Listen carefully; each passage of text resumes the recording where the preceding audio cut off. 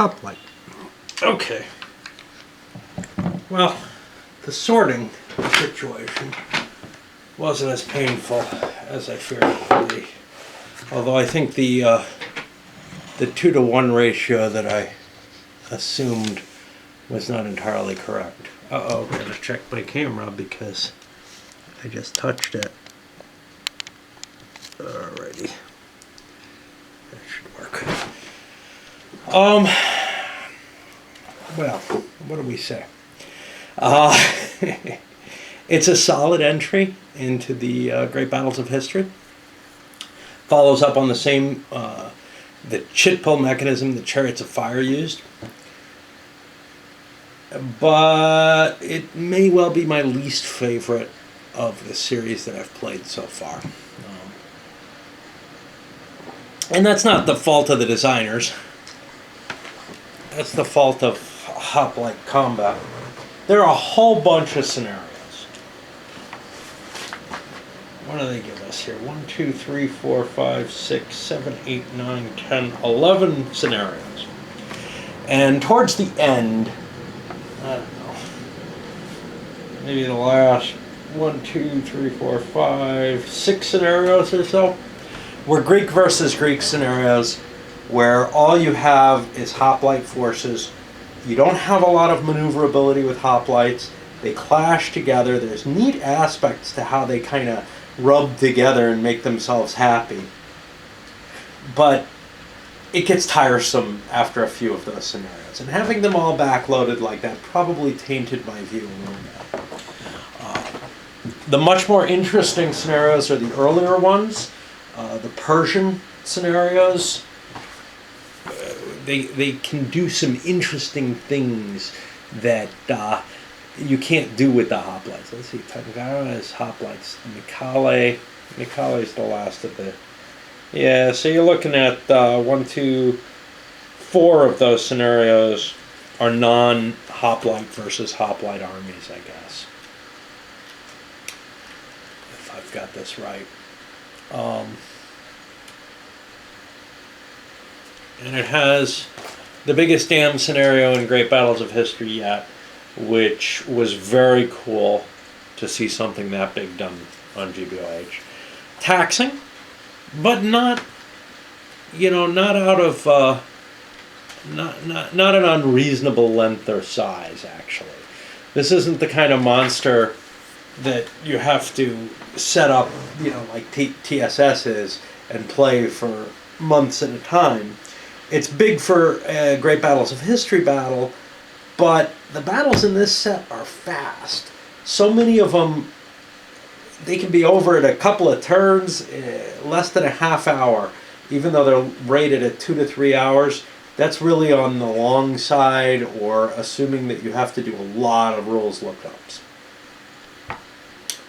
Like most of Great Battles of History, the rules are not the most well organized in the world, which is kind of strange. You would think the Mark Herman influence on that would probably temper the situation a little bit.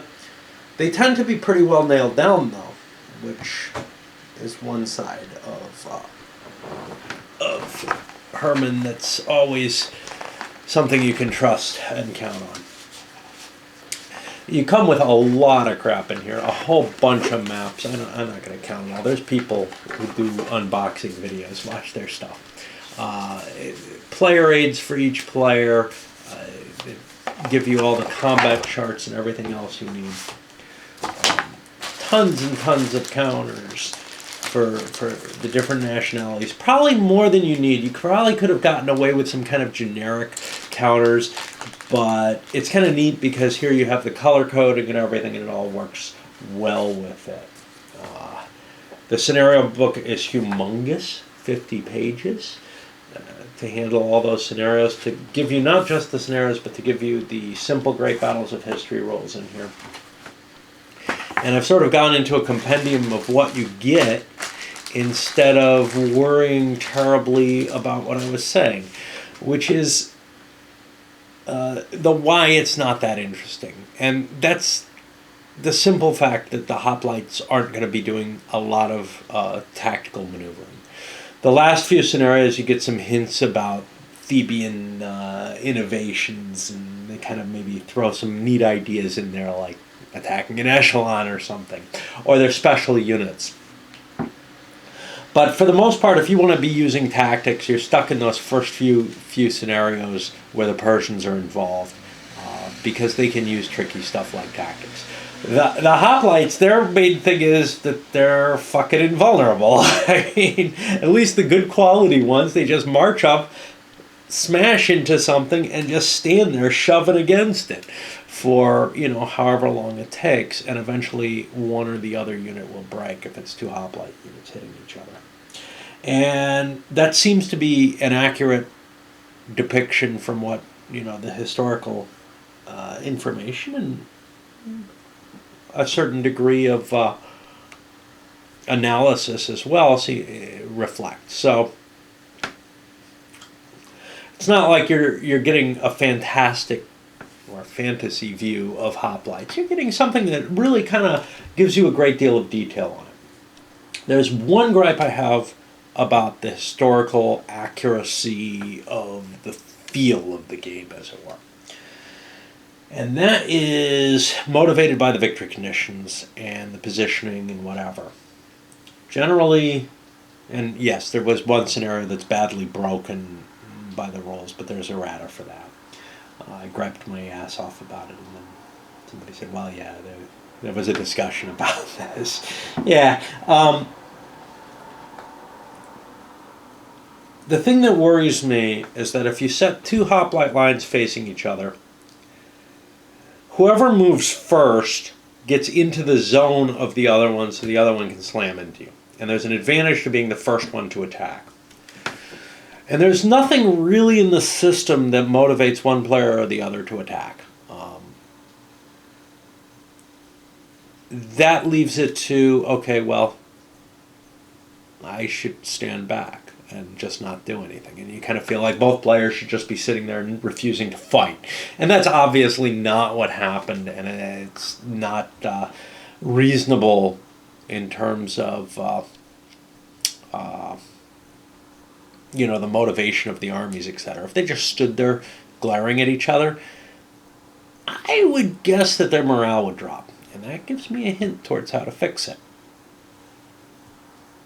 If your hoplites don't move, and you're not in a specific scenario where you're intended to be the defensive player, you lose a point of route points.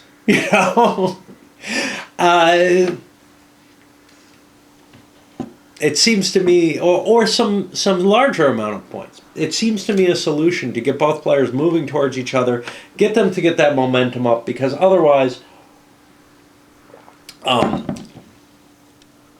they're just not, if they're playing ultra competitively, they're probably not going to want to actually attack. And I keep trying to put these away, but I want to look at the systems in particular. Now, one of the things that people might say, you're a Great Battles of History fan, you might not like the chit pull dynamic. No, that's not true. That did not hurt at all. In fact, I'm pretty ambivalent between the two. The more traditional Great Battles of History games had a much more complex, at least mentally and mechanically, not in terms of what it allowed you to do necessarily, system of determining which unit went first. The two systems are not equivalent. You can't just transplant one, into another game. You couldn't just make a chit pull game out of SPQR and expect to see it play out exactly the same. But in terms of the overall results, it's probably pretty close. There's a little bit less room for maybe manipulation with the chit pull, because you only have one momentum chit, which allows you to do a continuation type action, or the equivalent of that. And you only have one trump event to allow you to break in. So there's less opportunities for kind of managing the randomness in a strategic sort of way, in the sense that you've got some kind of plan to try to force the other guy to use his trumps or something like that. You're not going to have any of that shit, but I don't terribly view that as all that interesting, and I certainly don't view it as any more historically accurate than pulling them out of a chit cup. It might be more interesting to some very competitive players, though, to play the non-chit pull games of this. It's probably a wash in terms of solitaire suitability, although the less decisions makes the chip pull a little easier.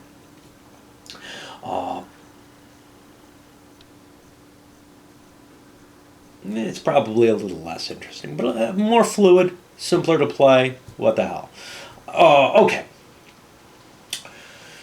What do we got that we want to actually talk about here? Because, I've covered great battles of history. You can look at Marco's coverage of this for a good intro to Hoplite and or great battles of history. I think this may not be where he started, but it's I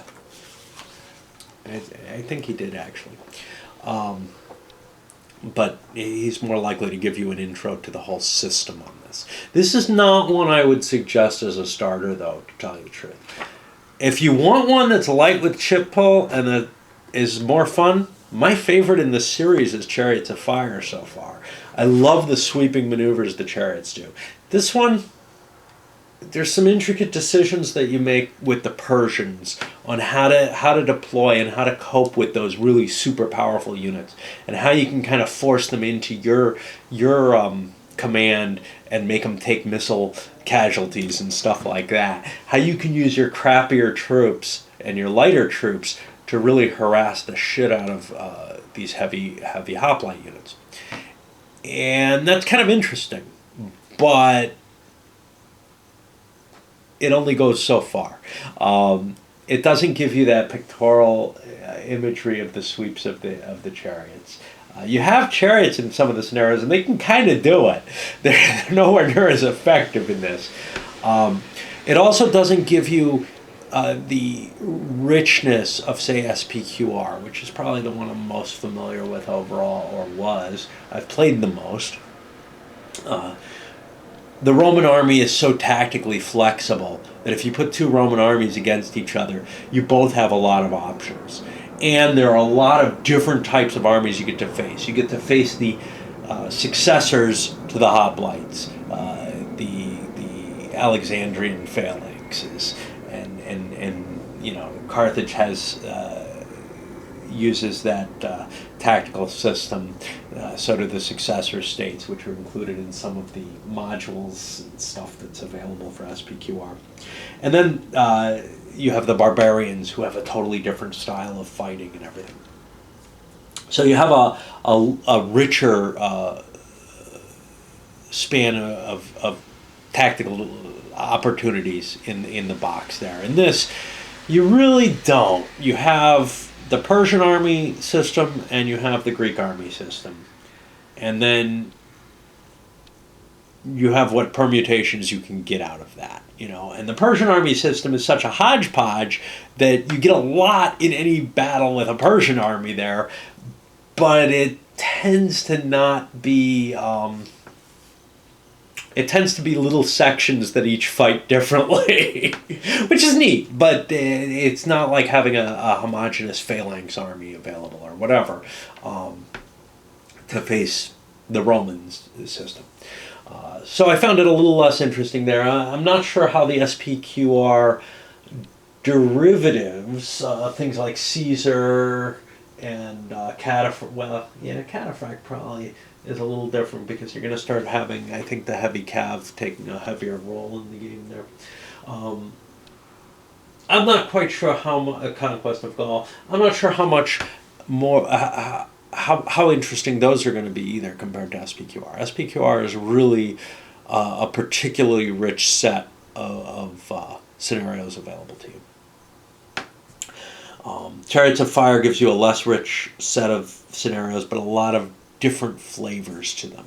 This gives you a couple of big different flavors, and it gives you a lot of repetition within them, but kind of like when I did Flying Colors, it was starting to outlast its welcome, except that the scenarios are so nice and quick. It's there aren't many that are the size of the big Flying Colors scenarios or whatever. the ones that there are well worth it because what is it? My memory dies immediately. Plataea is just so huge, and there's so many disparate elements in that Persian army. And the Greek army is a little different. You have options with the Greeks too in terms of deployment. It's just a tremendous experience, and it's well playable. You could play that probably in one long sitting or maybe two. It's always hard for me to tell.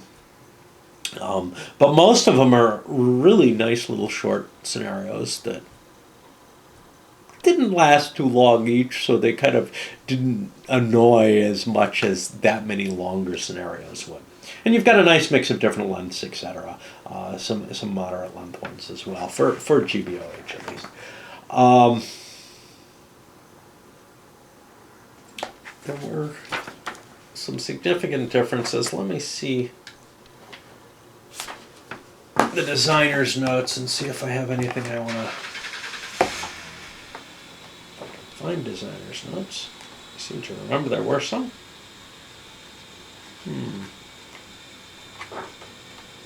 Thought there were some about the different concepts in this.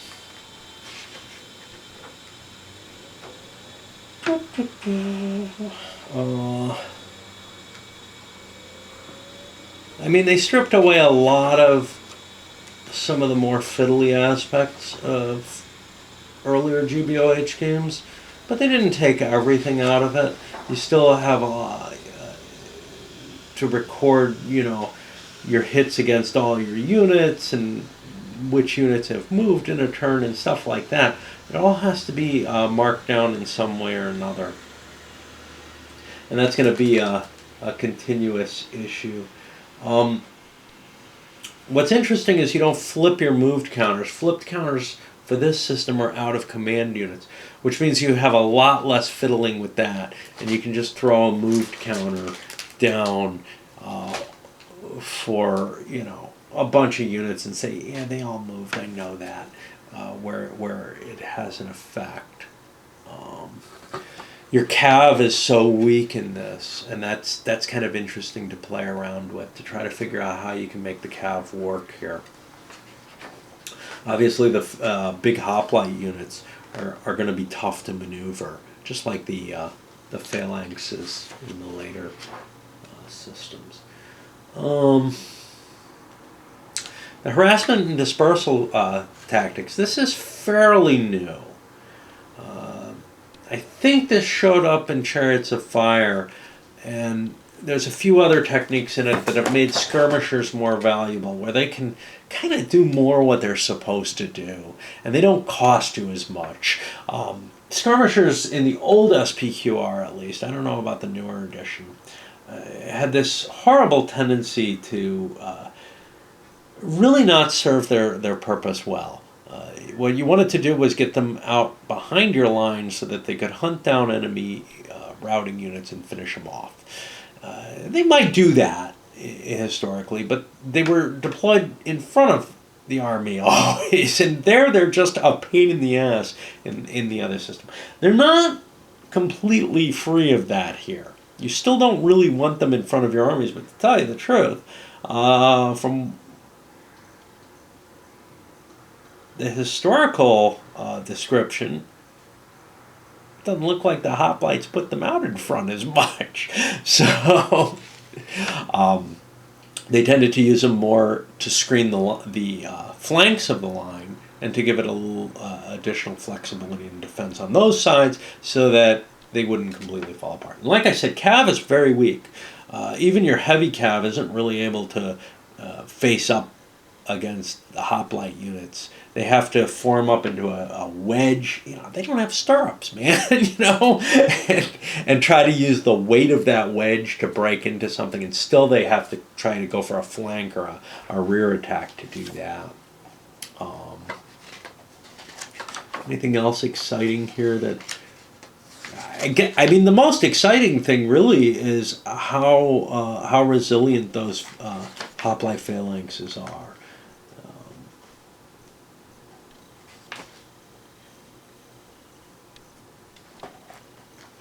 There's square formation, but you usually don't have to bother with it.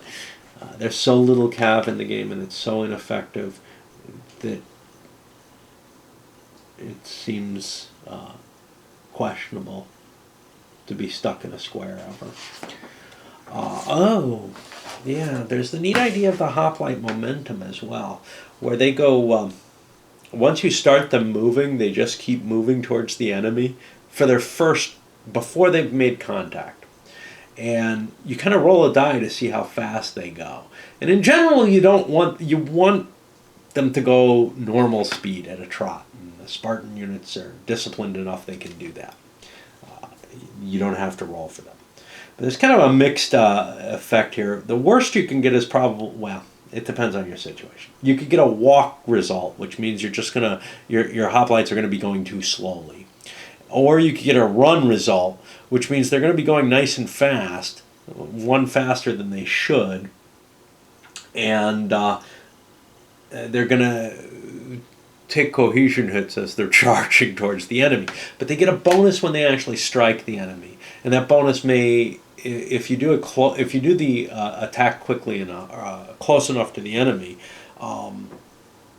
it's probably worth the extra hit. But yeah, their resilience is just amazing against each other, against anything. At least the big phalanx units. The regular hoplites don't have that advantage.